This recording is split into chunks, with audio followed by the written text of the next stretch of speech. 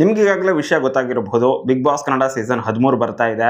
ಆದ್ರೆ ಈಗಲೂ ಕೂಡ ಗಿಲ್ಲಿ, ಕಾವ್ಯ, ರಕ್ಷಿತಾ ಇವ್ರದೆಲ್ಲ ಕ್ರೇಜು ಟಾಪ್ ಅಲ್ಲೇನೆ ಇದೆ. ಈ ಕ್ರೇಜ್ ಮುಗಿಯೋ ಒಳಗಡೆನೆ ಇವಾಗ ಬಿಗ್ ಬಾಸ್ ಕನ್ನಡ ಸೀಸನ್ 13 ಬರ್ತಾ ಇದೆ. ಯೂಶುವಲ್ ಆಗಿ ಸೆಪ್ಟೆಂಬರ್ ಎಂಡ್ ಅಲ್ಲಿ ಅಥವಾ ಅಕ್ಟೋಬರ್ ಸ್ಟಾರ್ಟಿಂಗ್ ಅಲ್ಲಿ ಬಿಗ್ ಬಾಸ್ ಬರ್ತಾ ಇತ್ತು. ಆದ್ರೆ ಈ ಸಲ ತುಂಬಾನೇ ಬೇಗನೆ ಬರ್ತಾ ಇದೆ. ಸೊ ಹೀಗಾಗಿ ಸಾಕಷ್ಟು ಸ್ಪೆಷಲ್ ಇದಾವೆ. ಅದರಿಂದಾಗಿನೇ ಇವಾಗ ಜನರಿಗೆ ಇಂಟ್ರೆಸ್ಟ್ ಬಂದಿರೋದೇನಪ್ಪ ಅಂತ ಹೇಳಿದ್ರೆ, ಅಥವಾ ಒಂದು ಕ್ಯೂರಿಯಾಸಿಟಿ ಬಂದಿರೋದೇನಪ್ಪ ಅಂತ ಹೇಳಿದ್ರೆ, ಈ ಸಲದ ಬಿಗ್ ಬಾಸ್ ಯಾಕೆ ಇಷ್ಟು ಬೇಗ ಶುರು ಆಗ್ತಿದೆ ಅನ್ನೋದು ಒಂದು. ಇನ್ನು ಸೆಕೆಂಡ್ ಏನ್ ಸ್ಪೆಷಲ್ ಇರುತ್ತೆ, ಮತ್ತೆ ಇವಾಗ ಆಲ್ರೆಡಿ ರಿಲೀಸ್ ಮಾಡಿರುವಂತಹ ಒಂದು ಟೀಸರ್ ಅನ್ನ ನೋಡಿದಾಗ ಸಖತ್ ಇಂಟ್ರೆಸ್ಟಿಂಗ್ ಅಂತ ಅನಿಸ್ತಾ ಇದೆ. ಒಂದು 10 ರಿಂದ 15 ಸೆಕೆಂಡ್ ಇದೆ ಅಷ್ಟೇನೆ, ಬಟ್ ಲೋಗೋನ ರಿವೀಲ್ ಮಾಡಿದ್ದಾರೆ. ಲೋಗೋ ಅಂತೂ ಸೂಪರ್ ಆಗಿದೆ. ಆಲ್ರೆಡಿ ನೋಡಿರ್ತೀರಾ, ಲೋಗೋ ಇಲ್ಲಿ ಹಾಕಿರ್ತೀನಿ, ನೋಡ್ತಾ ಇರಬಹುದು. ಇವರ ಇನ್ಸ್ಟಾಗ್ರಾಮ್ ಪೇಜ್ ಅಂದ್ರೆ ಕಲರ್ಸ್ ಕನ್ನಡದವರ ಇನ್ಸ್ಟಾಗ್ರಾಮ್ ಪೇಜಿಗೆ ಹೋದ್ರೆ ಪೂರ್ತಿ ವಿಡಿಯೋನ ಕೂಡ ನೀವು ನೋಡ್ಕೊಳ್ಬಹುದು. ಸೊ ಇವಾಗ ಮೇನ್ ಆಗಿ ಮ್ಯಾಟ್ರಿಕ್ ಬರೋದಾದ್ರೆ, ಸೊ ಈ ಸಲದ ಬಿಗ್ ಬಾಸ್ ಬೇಗ ಶುರು ಆಗ್ತಾ ಇರೋದಕ್ಕೆ ರೀಸನ್, ಸೊ ಅದ್ರ ಬಗ್ಗೆ ಮಾತಾಡಬೇಕು ಅಂತ ಹೇಳಿದ್ರೆ, Bigg boss Kannada OTT season ಅನ್ನ ತಗೊಂಡ್ ಬರಬೇಕು ಅಂತ ಹೇಳಿ ತುಂಬಾನೇ ಡಿಸ್ಕಷನ್ ಆಗ್ತಾ ಇತ್ತು ಅನ್ನುವಂತಹ ಸುದ್ದಿ ಅಂತೂ ಸಿಗ್ತಾ ಇತ್ತು. ಸೊ ಆ ಒಂದು OTT ಸೀಸನ್ 2 ಅನ್ನ ತಗೊಂಡ್ ಬರೋದಕ್ಕೆ ಸಾಕಷ್ಟು ರೀತಿಯಲ್ಲಿ ಯೋಚನೆ ಕೂಡ ಮಾಡಿದ್ರು ಅಂತ ಹೇಳಲಾಗ್ತಾ ಇದೆ. ಜೊತೆಗೆ ಬರೀ OTT ಗಿಂತ ಏನೋ ಒಂದು ಸ್ಪೆಷಲ್ ಆಗಿ ಮಾಡೋಣ ಅಂತ ಒಂದು ಪ್ರಯತ್ನ ಅಂತೂ ಇತ್ತು ಬಿಗ್ ಬಾಸ್ ಕನ್ನಡ ಸೀಸನ್ 13 ಬರೋಕ್ಕಿಂತ ಮೊದಲು. ಬಟ್ ಕೊನೆಯಲ್ಲಿ ಬಿಗ್ ಬಾಸ್ ಕನ್ನಡ ಸೀಸನ್ 13ನೇ ಸ್ಪೆಷಲ್ ಆಗಿ ಮಾಡಿದ್ರೆ ಹೆಂಗಿರತ್ತೆ ಅನ್ನುವಂತಹ ಯೋಚನೆನ ಮಾಡಿ ಬಿಗ್ ಬಾಸ್ ಕನ್ನಡ ಸೀಸನ್ 13ನೇ ತಗೊಂಡ್ ಬರ್ತಾ ಇದ್ದಾರೆ, ಸ್ವಲ್ಪ ಸ್ಪೆಷಲ್ ಆಗಿ. ಯಾವ ರೀತಿ ಅಂತ ನೀವು ನೋಡೋದಾದ್ರೆ, ಈ ಲೋಗೋನ ರಿವೀಲ್ ಮಾಡುವಂತಹ ಒಂದು ಟೀಸರ್ ಅಲ್ಲಿ ನೀವು ಅಬ್ಸರ್ವ್ ಮಾಡಿರಬಹುದು. ತುಂಬಾ ಜನ ಗೋಲ್ಡನ್ ಸೂಟು ಬೂಟು ಎಲ್ಲವೂ ಕೂಡ ಗೋಲ್ಡನ್ ಕಲರ್ ಅಲ್ಲೇ ಇರುತ್ತೆ. ಹಾಗೇನೆ ಅವರು ವಾಕ್ ಮಾಡ್ತಾ ಇರ್ತಾರೆ ಕ್ಯಾಮ್ರಾದ ಕಡೆಗೆ. ಸೊ ಅಲ್ಲಿ ವಾಕ್ ಮಾಡ್ತಾ ಇರುವಾಗ ಎಲ್ಲರೂ ಕೂಡ ಕೈಯನ್ನ ಮೇಲ್ಗಡೆ ಎತ್ತಿರುವಂತಹ ಒಂದು ಸೀನ್ ಅನ್ನು ಕೂಡ ತೋರಿಸಲಾಗಿದೆ. ಸೊ ಇದನ್ನ ಅಬ್ಸರ್ವ್ ಮಾಡಿದಾಗ ಕ್ಲಿಯರ್ ಆಗಿ ಗೊತ್ತಾಗ್ತಾ ಇದೆ, ಇದು ಜನತೆ ಅಂದ್ರೆ ಕಾಮನ್ ಮೆಂಬರ್ಸ್, ಅಂದ್ರೆ ಬಿಗ್ ಬಾಸ್ ಅನ್ನ ನೋಡುವಂತಹ ಆಡಿಯನ್ಸ್ ಯಾರು ಇರ್ತಾರೋ ಸೊ ಅವರು ಅಂತ ಹೇಳಿ. ಮತ್ತೆ ಅವರಿಗೆ ಈ ಸಲ ಬಿಗ್ ಬಾಸ್ ಕನ್ನಡ ಸೀಸನ್ 13ರಲ್ಲಿ ಅವಕಾಶ ಮಾಡಿಕೊಟ್ಟಿದ್ದಾರೆ ಅನ್ನೋದು ಇದರಿಂದ ಕ್ಲಿಯರ್ ಆಗಿ ಗೊತ್ತಾಗ್ತಾ ಇದೆ. ಜೊತೆಗೆ ಸಮಥಿಂಗ್ ಸ್ಪೆಷಲ್ ಅನ್ನುವಂತಹ ಒಂದು ಕ್ಯಾಪ್ಷನ್ ಅನ್ನು ಕೂಡ ಈ ಟೀಸರ್ನ ಕ್ಯಾಪ್ಷನ್ ಅಲ್ಲಿ ಮೆನ್ಷನ್ ಮಾಡಿದ್ದಾರೆ. ಸೊ ಹೀಗಾಗಿ ಈ ಸಲದ ಒಂದು big boss Kannada season 13 special ಆಗಿರಲಿದೆ. ಮತ್ತೆ ಕಾಮನ್ ಆಡಿಯನ್ಸ್ಗೆ ಚಾನ್ಸಸ್ ಇದೆ ಅನ್ನೋದು ಆಲ್ಮೋಸ್ಟ್ ನನ್ನ ಪ್ರಕಾರ ಅಂತೂ 90% ಕನ್ಫರ್ಮ್. ಸತ್ಯ ಕೂಡ ಹೌದು, ಆಲ್ರೆಡಿ ಮೆಸೇಜ್ ಕೂಡ ಬಂತು, ನೋಡ್ತಾ ಇರ್ಬೋದು. ಆಲ್ಮೋಸ್ಟ್ ಕನ್ಫರ್ಮ್ ಅಂತಾನೆ ಅನಿಸ್ತಾ ಇದೆ. ಹಾಗೇನೆ ಈ ಒಂದು ಲೋಗೋನ ನೀವು ಕ್ಲೀನ್ ಆಗಿ ಅಬ್ಸರ್ವ್ ಮಾಡಿದ್ರೆ, ಹಾಗಂತ ಎಲ್ಲ ಕಾಮನ್ ಪೀಪಲ್ಗೆ ಡೈರೆಕ್ಟ್ ಆಗಿ ತಗೊಂಡ್ ಬರ್ಲಿಕ್ಕೆ ಆಗೋದಿಲ್ಲ. ಸೊ ಹೀಗಾಗಿ ಇಲ್ಲಿ ಸೆಲೆಕ್ಷನ್ ಪ್ರೊಸೆಸ್ ಇರುತ್ತೆ ಅನ್ನೋದು ಕೂಡ ಒಂದು ರೀತಿ ಹಿಂಟ್ ಕೊಟ್ಟಿದ್ದಾರೆ ಅಂತ ಅನಿಸ್ತಾ ಇದೆ. ಯಾಕಂತ ಹೇಳಿದ್ರೆ ಸ್ಟೆಪ್ ಬೈ ಸ್ಟೆಪ್ ಸರ್ಕಲ್ ಇದೆ. ಒಂದು ಸ್ವಲ್ಪ ಜನ ಮುಂದೆ ಇದ್ದಾರೆ, ಒಂದು ಸ್ವಲ್ಪ ಜನ ಹಿಂದೆ ಇದ್ದಾರೆ, ಮತ್ತೆ ನಿಧಾನಕ್ಕೆ ಸ್ವಲ್ಪ ಜನ ಜಾಯ್ನ್ ಆಗ್ತಾ ಇದ್ದಾರೆ ಕೂಡ. ಸೊ ಇದನ್ನ ನೋಡಿದಾಗ ಕ್ಲೀನ್ ಆಗಿ ಗೊತ್ತಾಗ್ತಾ ಇದೆ.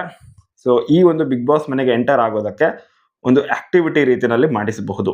ಸೊ ಅದನ್ನ ಟಿವಿನಲ್ಲಿ ಪ್ರಸಾರ ಮಾಡದೇ ಇದ್ರು OTT ಪ್ಲಾಟ್ಫಾರ್ಮ್ ಇದೆ ಅಲ್ವಾ, ಇವಾಗ ಜಿಯೋ ಹಾಟ್‌ಸ್ಟಾರ್ ಇದೆ. ಸೊ ಅದರಲ್ಲಿ ಒಂದು ಟಾಸ್ಕ್ ರೀತಿ ಕೊಡಬಹುದು. ಕಾಮನ್ ಆಡಿಯನ್ಸ್ ಅದರಲ್ಲಿ ಪಾರ್ಟಿಸಿಪೇಟ್ ಮಾಡೋದು, ಅಥವಾ ಇವಾಗ ನೀವು ಸರಿಗಮಪ ಆಗಿರ್ಬೋದು ಅಥವಾ ಬೇರೆ ಶೋಗಳನ್ನು ನೋಡಿರ್ಬೋದು. ಇಲ್ಲಿ ಕಲರ್ಸ್ ಕನ್ನಡದಲ್ಲೇ ಸಾಕಷ್ಟು ಶೋಗಳನ್ನು ಮಾಡುವಾಗ ಆಡಿಷನ್ ಮಾಡ್ತಾರೆ. ಸೊ ಆ ರೀತಿ ಬಿಗ್ ಬಾಸ್ಗೂ ಕೂಡ ಕಾಮನ್ ಪೀಪಲ್ ಅಲ್ಲಿ ಸ್ವಲ್ಪ ಜನ ಎಂಟರ್ ಆಗೋದಕ್ಕೆ ಆಡಿಷನ್ ಮಾಡಿಸಬಹುದು. ಅವರನ್ನ ನಂತರ ಗೇಮ್ ಆಡಿಸಬಹುದು. ಬಿಗ್ ಬಾಸ್ಗೆ ಸಂಬಂಧಪಟ್ಟಂತಹ ಗೇಮ್ ಆಗಿರಬಹುದು, ಅಥವಾ ಯಾವುದೋ ಒಂದು ರೀತಿಯಾಗಿ ಆಕ್ಟಿವಿಟಿ. ಸೊ ಬಿಗ್ ಬಾಸ್ ಇವರು ಸೂಟ್ ಆಗ್ತಾರ ಅನ್ನೋ ರೀತಿಯಲ್ಲಿ ಒಂದು ಆಕ್ಟಿವಿಟಿನ ಮಾಡಿಸಿ, ಸೊ ಅಲ್ಲಿ ಸೆಲೆಕ್ಟ್ ಆದವರನ್ನ ಬಿಗ್ ಬಾಸ್ಗೆ ಕರ್ಕೊಂಡು ಬರೋ ಚಾನ್ಸಸ್ ತುಂಬಾನೇ ಜಾಸ್ತಿ ಇದೆ.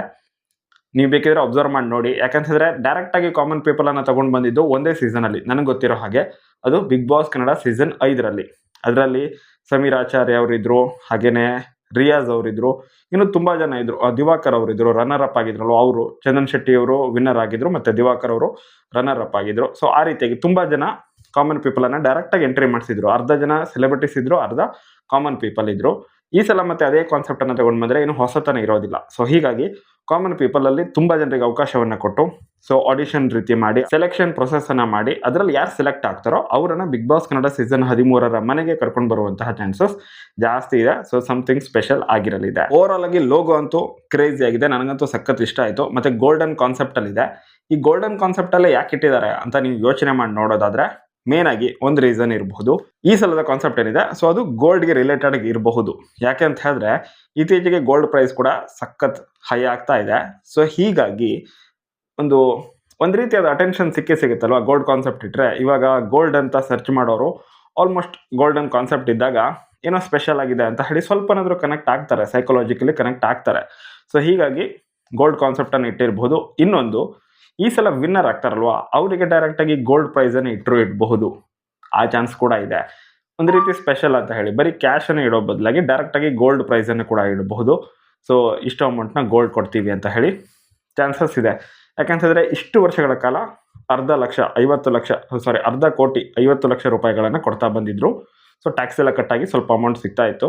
ಅಂದರೆ ಸ್ವಲ್ಪ ಅಮೌಂಟ್ ಕಟ್ಟಾಗಿ ಜಾಸ್ತಿ ಅಮೌಂಟನ್ನೇ ಸಿಗ್ತಾ ಇತ್ತು, ಒಟ್ಟು ಟ್ಯಾಕ್ಸ್ ಕಟ್ ಆಗ್ತಾ ಇತ್ತು. ಸೊ ಇವಾಗ ಅದೇ ರೀತಿಯಾಗಿ ಗೋಲ್ಡ್ ಪ್ರೈಸನ್ನು ಇಡಬಹುದು ಅಂತ ನನ್ನ ಅನಿಸಿಕೆ. ಸೊ ಚಾನ್ಸಸ್ ಇದೆ. ಇವಾಗ ಗೋಲ್ಡ್ ಟ್ರೆಂಡಿಂಗಲ್ಲಿದೆ, ತುಂಬ ವ್ಯಾಲ್ಯೂ ಕೂಡ ಜಾಸ್ತಿ ಆಗ್ತಾ ಇದೆ.